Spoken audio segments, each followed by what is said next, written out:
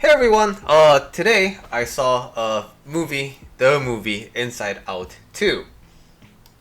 And as a refresher, because I basically forgot about the whole movie. It's been like 8 years. No, it's been 9 years, I think, since the original one came out. So I went on VOD and then watched it with my wife a few days ago, and then today I went to the cinema to watch this movie. The last movie before this I watched was Barbie, so it's like I haven't been to the cinema in a year. But anyway, fun movie with lots of different ideas that are more or less relevant to the topics of my channel, right? All these emotions, all these thoughts, and how they interplay with the primary character called Riley. And when it comes to Inside Out, the franchise, the series in general, I just find that there are lots of things that are just kind of shown and then they're just kind of like, hey, this is how it is explained. But not all of them necessarily make sense, and not all of them are very like consistent. It does feel like the overall premise that they really wanted to go with is like, what if emotions had like personalities? But the fine details, I think, aren't really that well refined, but that's okay. So let's focus on the primary points of the movies. So for Inside Out 1, right, the primary point of the movie is there's no one emotion that has to be like dominant in your life. There has to be kind of like all emotions have to be appreciated and felt. And that's a very important point that I try to make in my coaching as well, because why? Every emotion, right? Same as actual real life you and the emotion characters in Inside Out. They both have one thing in common, and that common thing is that you have your best interest at heart. So, Joy, although she is kind of very like overbearing and tries to dominate, basically other emotions in the first movie, why? She believes it is the best option to take for Riley, right? And same with sadness. Sadness is kind of a weird example, which I find as kind of a critical point in Inside Out 1, because sadness doesn't really know what she's doing and she feels bad about doing it. But now talking about the other characters, right? Like anger helps Riley express herself, especially when things don't feel particularly just. Disgust keeps her clean, and fear keeps Riley safe, right? So just like that, all the characters ultimately want the best for Riley. And this is more or less the same for your life too. In your life, you may sometimes make choices that feel like you're gonna regret later, right? I ate like that whole tub of ice cream. I cussed out that friend.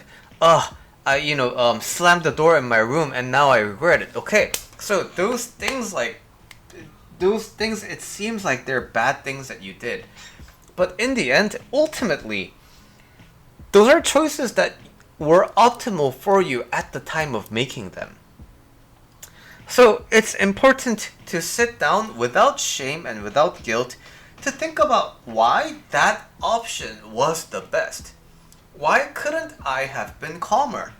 If that's your particular regret about slamming the door. Why couldn't I just pick down the spoon and close the ice cream, if it's the ice cream example?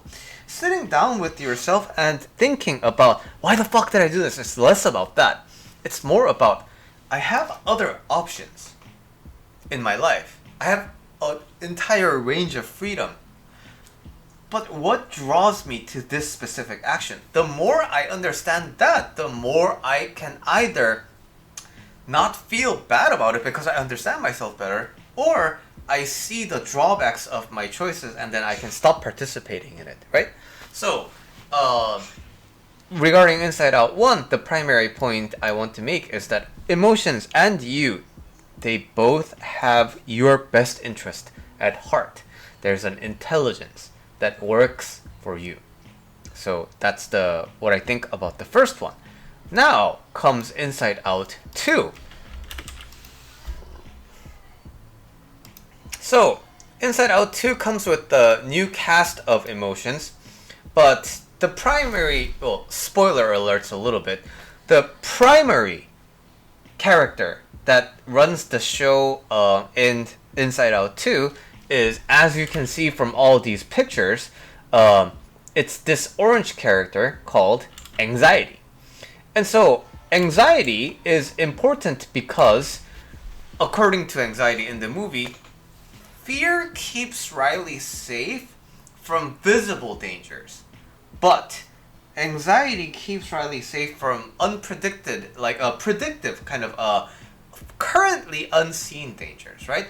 And regardless of how the anxiety is portrayed in the movie, which is basically like a spoiler, I want to tell you a little bit about how I see anxiety and how I see that kind of anxiety ramping up to a point where it causes a legit panic attack in your mind.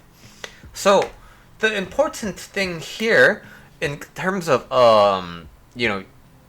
what makes the mechanics of anxiety and panic attacks happen is the wide gap between the thing that you want and need to get, the benefits from that, and the loss and the devastation that you will feel when you don't get it.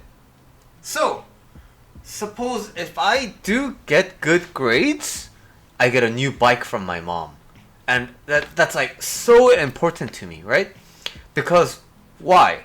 All the other cool kids have it. So it's not just a bike. There's like other symbols of desire attached to that bike. So with that bike, I'm gonna be cool. I get to be out more, and now like I can practice the things that I've been seeing on YouTube. There's a lot of that desire, and my mom's gonna spend big money on me. So like the more like attachments of desire come in, the bigger the stakes of getting that bike is, right? But if you don't get good grades, then what happens? Then I don't get the bike. Okay, so that's sort of like half of the anxiety. But what if your parents are very prone to physically punishing you, and so when you don't get good grades, you get the shit beat out of you, right? Which is something that happened when I was growing up in Asia. So now the stakes are I either win everything or I lose everything. And it's this wide gap that paralyzes you. Because at every moment, whether you're being good or not, right? Okay, so Riley is playing a hockey game, and I'm about to score. Okay, so like this up to the swing is perfect, but now but what if I fail on the next one? What if I fail on the next one? What if I fail on what if I fail on the shot? And okay, suppose I do make the good shot, right? But then now it's like, oh, but what if I get injured later? And then there's always a reason to worry and be anxious about, as long as that big gap between the get and the not get is present. And suppose everything does work out and you do get the bike. Good, right? It feels like, okay, whew, that's a phase. But no, anxiety doesn't really work that way, right? Because now what's gonna happen is you're gonna acclimate to the excitement of having the new bike. And so the bike having is not gonna have that same kind of hit as before. It's gonna feel really good on the first day, but outside of that, you're gonna slowly get used to having the presence of your bike. And now, new objects will come into play in your life, and the stakes will be higher because now you've gotten your desire once. So you will want to repeat that pattern of getting your desire because having it felt really good at the time. And then now, on the other end, there's a lot of things to lose. And that dynamic is what creates these paralyzing anxieties, right? So while anxiety was the primary driver here, there are other emotions introduced. Like this one is embarrassment, this one is ennui, this one is envy. And And there's also nostalgia. I'm not completely sure as to why they particularly chose anxiety to kind of drive the show this time, but uh, that and the my critique of the cinema aside, I think those are the primary points I wanted to make with regarding this series called Inside